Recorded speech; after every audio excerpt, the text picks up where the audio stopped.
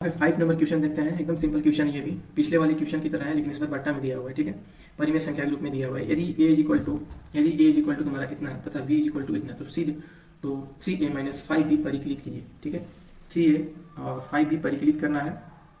तो क्वेश्चन एकदम आसान है। मैं सबसे पहले बोलूँगा तुम लोग अपने से बिना वीडियो को देखे इसको पहले बनाने की कोशिश करो। नहीं समझ में आएगा तो मेरा वीडियो को देखना।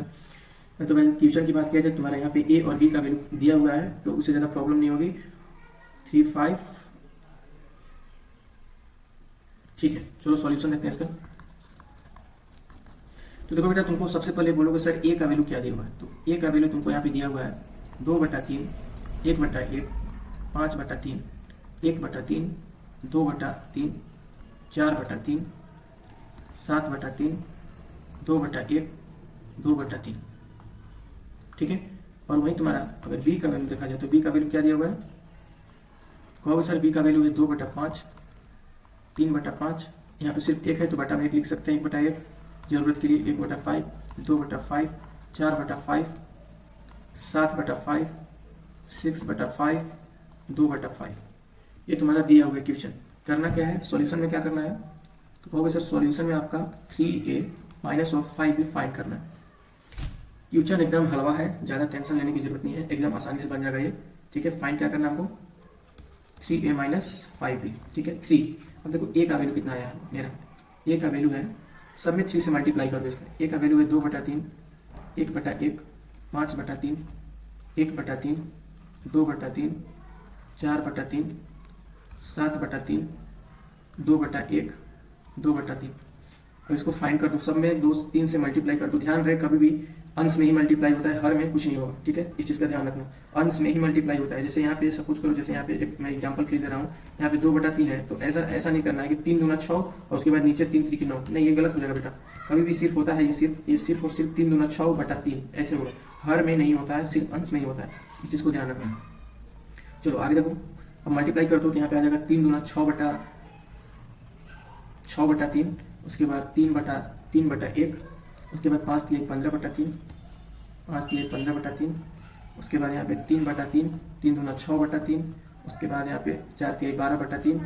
ठीक है, 17 21 21/3, 3 दूना 6/3, 3 दूना 6/3। ठीक है, ये देखो तुम्हारा आया। अब इसको देखो, ये सब डिविजिबल है, सब कटेगा एक दूसरे से। इसको काट लो सिंपलेस्ट फॉर्म में डालने के लिए। वैसे तुम इतना भी छोड़ सकते हो, लेकिन कट रहा है तो इसको काट देंगे। अब यहाँ पे करेंगे तो 3 दूना, इसको सब कटेगा ये। तो जब इसको काटोगे, मिनट, जब इसको काटोगे 3 दूना 6, काटना नहीं है, इस चीज़ को ध्यान, काटना नहीं, बस ऐसे अपने से लिख दो। 3 दूना 6, यहाँ पे 3 आएगा, 5 3 15 होगा, 3 एकम 3 होगा, 3 दूना 6 होगा, 3 चौको 12 होगा, और 17 21 होगा, 3 दूना 6 होगा, 3 दूना 6 होगा। तो ये तुम्हारा इस फॉर्म में आया। ठीक है, 2 1 7 3 2 2 3 2। यहाँ पे एक मिनट, यहाँ पे 6 आना चाहिए भाई, यहाँ पे कहीं मिस्टेक हो रहा है क्या हमसे। 2/2, 3 है ना, तो 3 दूना 6, ठीक तो है यार, लेकिन यहाँ पे भी 6 आया है, तो ऐसे कैसे हो सकता है। 2 3 5, तो सब आंसर 0 0 आया, कुछ 6 होगा यहाँ पे कहीं मिस्टेक हो रहा है। 2/3, 1/1, 5/3, 1/3, 2/3, 4/3। ठीक है, 7/3, 2/1, 2/3, 2/1, 3 दूना 6 1। अच्छा हाँ ठीक है भाई, देखो यहाँ पे 3 नहीं होगा, यहाँ पे देखो, यहाँ पे 3 नहीं 1 होगा, क्योंकि यहाँ पे 1 है, 3 दूना 6 होगा। यहाँ पे मिस्टेक हुआ था, यहाँ पे तुम्हारा 6 का 6 होगा। देखो कहाँ मिस्टेक हुआ था, यहाँ पे मेरा क्या है 2/1 है। ठीक है, 2/1 है ना, तो जब इसको 3 से मल्टीप्लाई करेंगे तो सिर्फ ऊपर का होगा, 3 दूना 6/1, तो ये 6/1 हमने यहाँ पे लिखा। ठीक है, यहाँ पे हमने 6/3 लिख दिया होगा, तो वही गलती था। चलो हो गया, कोई नहीं। यहाँ पे तुम्हारा फाइनली ये तुम्हारा 3a का वैल्यू आया। ये तुम्हारा किसका वैल्यू है, 3a का वैल्यू है।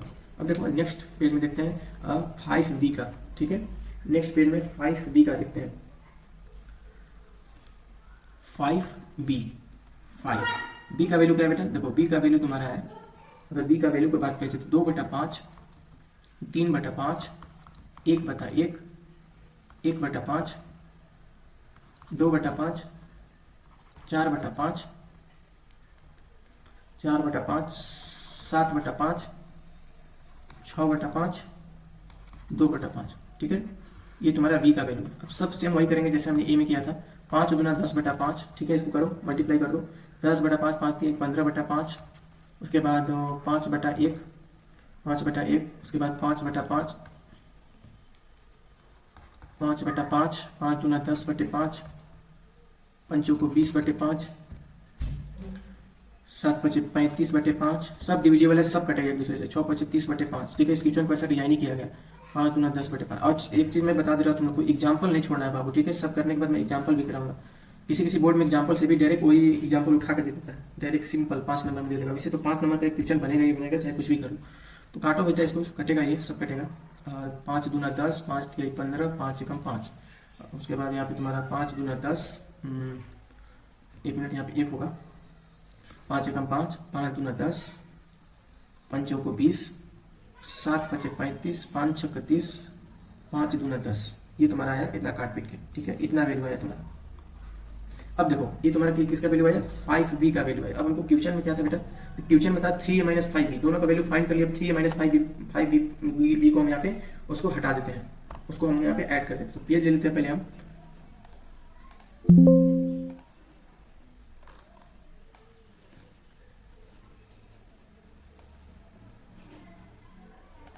चलो यहाँ पे देखो 5b का वैल्यू ए रहा और 3a का वैल्यू ए रहा तुम्हारा। तो सिंपल करते हैं क्वेश्चन के अकॉर्डिंग। क्वेश्चन में दिया है 3a - 5b, करते हैं 3a - 5b। 3a - 5b, 3a का वैल्यू कितना आया है और 5b का वैल्यू कितना आया है, सब 0 0 आया, कटेगा सब। इसका वैल्यू आया है 2 3 5, यहाँ पे आया 1 2 4 7 6 2। सेम उसी का 5b का वैल्यू सेम यही आया है, यहाँ पे बीच में माइनस है, इक्वल नहीं है, -3 है, 5 1 2 4 7 6 2।